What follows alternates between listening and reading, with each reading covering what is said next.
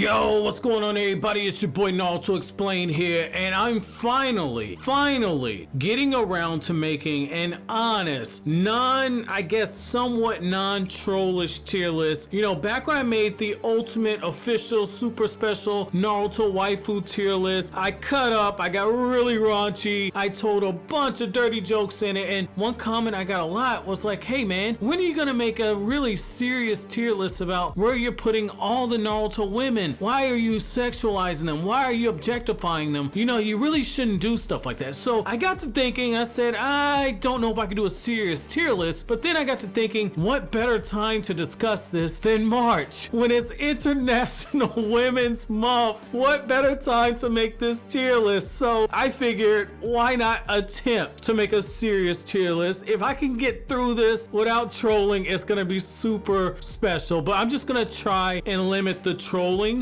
to characters I really don't care about. And those of you who've been longtime subs, you already know who these characters are. But as you can tell from the tier list, where you have broken power scales, fuck me baby, fuck me, not useless in battle, can at least make a sandwich, and Naruto should have pulled out a Hinata. You already know where this video is going, so without further ado, let's go ahead and jump into the tier list. So just jumping right into it, the way I'm gonna do this tier list is I'm actually gonna work from the bottom, and because I'm actually starting with a character who I felt was wasted potential, I'm actually going to give you my serious thoughts about this. So starting with Yugito, the Jinchuriki of the Two Tails, I'm going to put her and can at least make a sandwich. And the reason I'm going to put her there in this category is I felt like it would have been awesome if we would have, fuck it, I got to put her in not useless in battle. Fuck that. I can't do it to her because I wanted to see more. Like, this is one of the rare times when the anime was going on where I actually tuned in for the episode because I wanted to see if they were going to flesh out what we got in the manga, because I always thought it was badass that Kishimoto teased us with the fact that she was fighting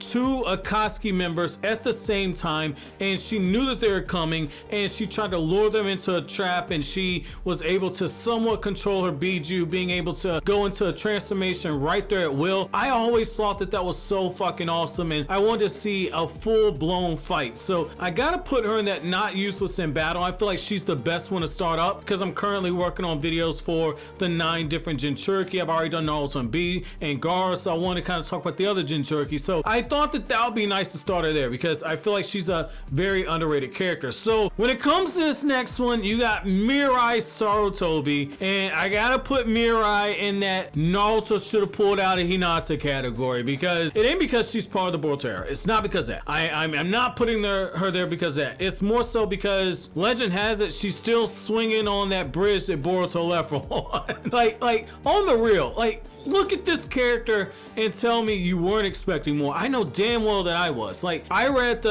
Naruto Conan Hashinden novel. That's the whole trip that Mirai took when she was going to the hot springs with Kakashi and fighting the guy from the Jashin cult. Like, Mirai had enough stuff in there where I was very intrigued with her, right? And I've talked about the anime adaptation of that arc was actually really good. They didn't add too much. They played around with the timeline a bit. That should have taken place when you had the whole thing with Boruto in the academy getting ready to graduate. It should have taken place then, but outside of that, I thought, man, this can be a cool character. Then you get her in the anime and she's a joke. That's pathetic. Like, she hasn't shown anything to where you feel like she's worthy of being the bodyguard for not only Naruto but also Kakashi. Like, she hasn't shown anything on that. So starting with this next one, I gotta put Tamari in that not useless in battle. And so when it comes to this one, Tamari, if you put a pistol to my head, I'd say that she could be the Kazekage. I think that she has a hell of a skill set. I think that she is a very intelligent fighter, obviously. But the other thing is that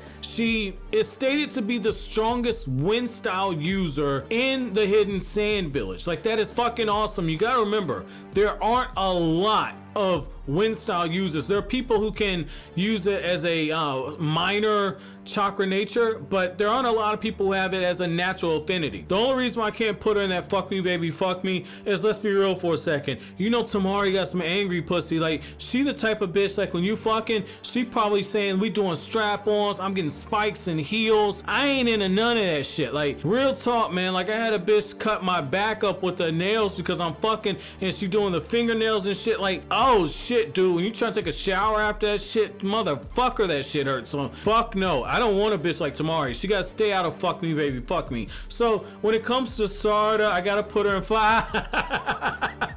I almost did it, man. I almost did just to see if somebody wanted to try and pull the Rurouni Kenshin author type of shit. Like, oh my god, he's in the lowlies. No. FBI ain't knocking down my shit. Ambu Black Ops can suck a dick real quick. So I gotta put her in that can at least make a sandwich category. So she's not quite in that not useless in battle. I know. I read the Boro fight in the manga. You guys know I was hyping up Sarda, and I felt like she did really good in that fight. Don't get me wrong. I thought she did really good. And I'm not gonna spoil it for the anime onlys. Oh, I'm not gonna spoil that. Just know Sarda gets her moment in that fight. But dude, I need to see Sarda against a real threat, a real antagonist, not some B-level shit that you get like in the Mitsuki desertion arc. Like, I need to see Sarda go against somebody that's like a real tier and hold her own. Like, again, I know that's contradictory because of what happened with Boro, but I chalked it up because Boro had a lot of those typical shonen main character villain tropes where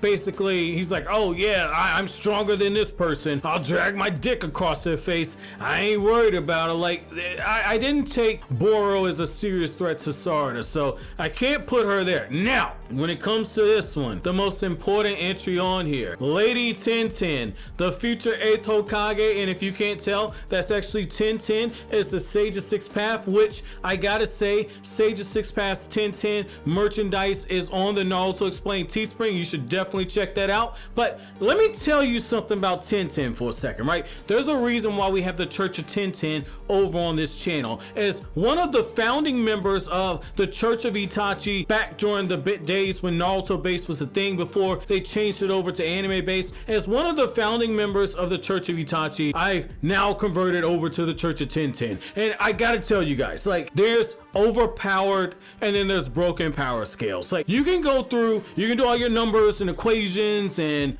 scale to this and scale to that and type up all the other shit. Like, you do all that shit. You guys can have fun with that shit. But let me tell you something about the Legend of Tenten. Lady Tenten is so overpowered that Tenten, after having a hangover, which I know a lot about, by the way, that's why you guys didn't get the last Boruto episode review for episode 146, but when Tenten had a hangover, she literally woke up one morning, the sun was too bright, she looked at the sun and said, go back to nighttime, and then the sky changed to nighttime. Nobody else in Naruto has that level of power. Moving on with the next one, so when it comes to Namida, she's a very special character. She goes into that Naruto should have pulled out of Hinata category. Now, the reason why she's in this category is that she represents the entire, what is it, Team 15? So that's Wasabi, that's the samurai chick, that's Sumire, that's Namida, that's all of them. All of them in the same category. So right now, if Naruto would have pulled out of Hinata, he would have bust on Hinata not once,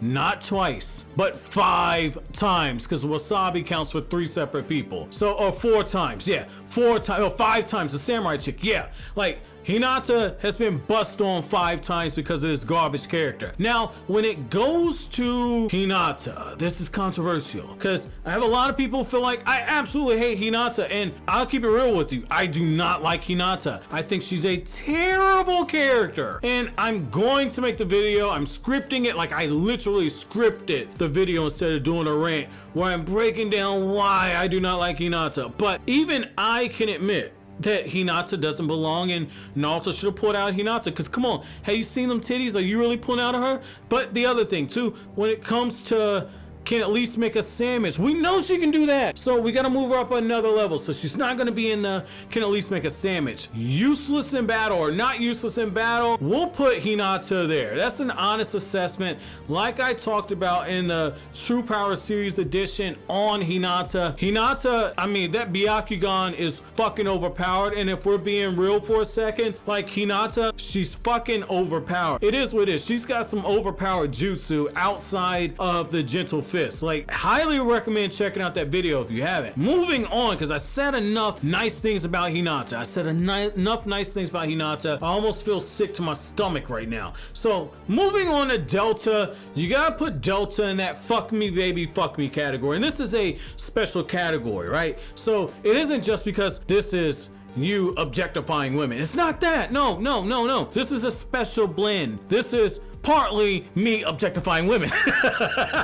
the other thing, right? And partly me trolling, because I know somebody's gonna get pissed off at this. But the other thing about this is you also have that moment where it's the perfect blend of just sexy, as well as she could whoop your ass if she wanted to. When it comes to Shizune, I gotta put Shizune in that Naruto should have pulled out of Hinata category, and the reason being is that I liked Shizune when she first started. I really did. I thought it was so fucking awesome. I loved the brief fight with Kabuto. I thought that was really cool. But Shizune, outside of holding Tenten and getting Tenten ready to be the secret ingredient to the ramen that Naruto got served on the day that he became Hokage, outside of that, Shizune ain't done shit. Now moving on with this one right here, when it comes to Kushina Uzumaki, I'm gonna put her in that can at least make a sandwich category. And I would like to put her in that not useless in battle category. I really would, but there's not enough information. Fuck that, I gotta move her up a little bit. I gotta put her in that not useless in battle category, because like Kushina on her deathbed, this is so fucking impressive. Kushina on her deathbed was able to restrain the full Nine Tails, have an argument with her husband, and then after getting pierced through the stomach, having her guts ripped out because Minato penetrated her and the QB penetrated both of them at the same time. Like, while this happened, Kushina had time to give Naruto a full-blown lecture, and Naruto was just freshly cut from her umbilical cords. I mean, Kushina was low-key a beast, so I gotta put her there. Wasted potential. So when it comes to Mei, I gotta put Mei in that not useless in battle category. Mei is more talented than people give her credit for. I would have liked to have seen more when she was fighting against Madara, but that's neither here nor there. So when it comes to Conan, I'm gonna put Conan in the not useless in battle category. And the reason why she goes here is, again, her fight against Obito was really fucking impressive. She planned a lot of that shit, but she still pushed Obito to the point where he had to rip open his mask and use a spare Sharingan. Now, when it comes to Moegi, I gotta put Moegi in that Naruto should have pulled out of Hinata category, and she's gotta be at the front of the list. She's gotta be at the front of the list, and this is the only one I did in a fucking order, okay? Like, I'm just dropping them in there wherever it goes, and literally, I put her at the front of the list because I accidentally put her at the front of the list. But Moegi ain't shown us shit yet. Like, that whole team, she's on a team with Udon and Konohamaru. Like, she ain't done shit. Konohamaru ain't done shit. So, I mean, that whole team's trash right there. They don't even deserve to be in Naruto's generation. Their parents should have got like an abortion or some shit. So, moving on with this next one. Oh, that's foul. That's foul. But I believe in pro-choice, and I believe their parents should have made the choice to go ahead and get rid of that shit. Yo, I don't give a fuck, man. Shit, I don't give a fuck. So, oh shit, I just realized that. Deaf to headphone wearers. God damn, man. That was so fucking insensitive to me. But moving on with this one, when it comes to Kaguya, you guys know I really don't like this character. I really do not like Kaguya. But even I have to admit, literally, when we start talking about some of the most overpowered people in the Naruto universe, Kaguya has to be made an exception for. She has to go in that broken power scales, because Hagoromo, when he fought against Kaguya, he fought for a long period of time. I believe that battle raged for months, if I remember the manga correctly, and that fight reshaped the entire fucking planet. That fight reshaped the planet. That's how insane that shit was when you had Prime Kaguya going against the Sage of Six Paths. Naruto and Sasuke only fought her for a couple of hours, and at various points, both of them were being pressured.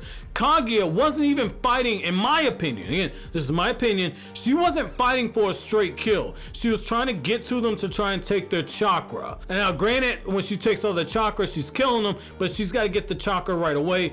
I don't believe Kaguya was fully bloodlusted. Again, that's just how I read it. When it comes to Izumi Uchiha, this is my honest thoughts. I gotta put Izumi in that can at least make a sandwich category, and I personally love her character, so I just put her there. Now, when it comes to Sakura, we gotta put Sakura in that not useless in battle category. I have to put her there, but if I was trolling, if I was really trolling, you know what? Now I'm thinking about it, I ain't trolling.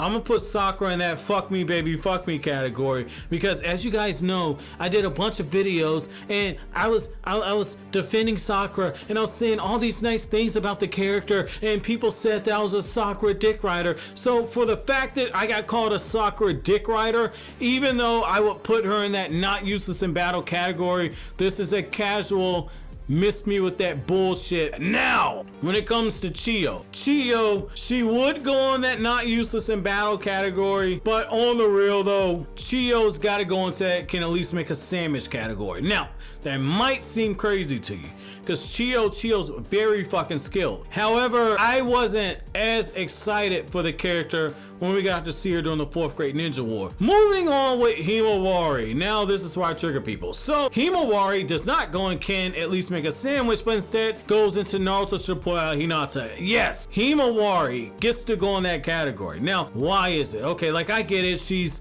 very kind-hearted. She makes these ugly little drawings that wins art contests. She's everyone's favorite daughter. Like, I totally get it. She's so cute. You want to jump through the screen and hug her, and you want to protect her. Well, you can protect these nuts on this shit. So I get it. She's supposed to be innocent. I totally understand it, but she's 10 fucking years old and she acts like she's 3. I really don't care for her. Again, I know she's supposed to be innocent, but at 10 years old, like, I feel like she should have a little more to her character than just that. And again, maybe, you know, they're just going for the stock anime character profile, but you know, it is what it is. And if I offend anybody on that, I'm sorry. I mean, shit, man. Like, moving on to Anko. Ooh, Anko goes into that not useless and no, fuck that. She is useless in battle. Anko goes into that can at least make a sandwich category. Oh, fuck. Anko just keeps going down because I forgot the fact that, no, I can't do that. I was gonna talk about the fact that Anko hit the wall and Anko blew up like 600,000 pounds. I'm not gonna do that. I'm not gonna be a complete asshole because I think I already did that on the Naruto Waifu category. Like, Anko, if she would have actually fought Kabuto and put up a decent fight, I would have put her there. I was so hyped when she showed up in the tuning exams. I loved her design, not because of the fishnets and because of the boobs and everything. It wasn't that. I actually think the fishnets and everything is tacky by Kishimoto. I thought that was obvious fan service. But moving on to the final two. So when it gets to Tsunade, I gotta put her in that fuck me baby fuck me, because again, I mean, Tsunade, Jesus Christ, have you seen that body? Shit. If we talking prime Tsunade can get that shit all day. Let's be real for a second. You guys know where I stand. Like, I made the unpopular opinion video and I said that I thought that she was the best Hokage. I stand by that shit. When it comes to Hanabi, we gotta put Hanabi, as much as I would like to put her in that fuck me baby fuck me, because you guys know I think Hanabi is fucking hot. We gotta put her in that not useless in battle category. We gotta put her in that category, and the reason for it is, it's like Hanabi, I mean, she was smacking Hinata around. Now, I know the anime added this scene where I believe Hinata pulled a punch. As you guys know, I got into Naruto via the manga. I haven't seen every canon episode of the anime because when it comes to Hanabi, I don't give a fuck what they did in Naruto or Naruto Shippuden, wherever they're at that filler arc where they showed that scene. And the other thing is, it's like in the Parent and Child A novel, I know Hinata gave her those hands, so we gotta put her in the exact same category. I mean, she's a fucking Jonin now. Like, Hinata is still a fucking Chunin. Hinata is a fucking housewife, so by default she goes in the same category, if only so I can piss off the Hinata fans. So I said I was gonna try to make this honest, and that's my mostly unbiased, I guess mostly, I'm not even sure what percentage, I didn't even think this shit out. Like, I literally looked at the fucking characters as I typed them into the tier list and said, okay, got it. got it right here, and I just placed them wherever the fuck I thought to right when I did it. That's my knee-jerk reaction where I'll put these characters. So let me know what you guys think down in the comment section below. But as always, guys, if you like anything I had to say, don't forget to comment, rate, subscribe, and share. Thank you so much for watching to the end. Have an awesome day, guys.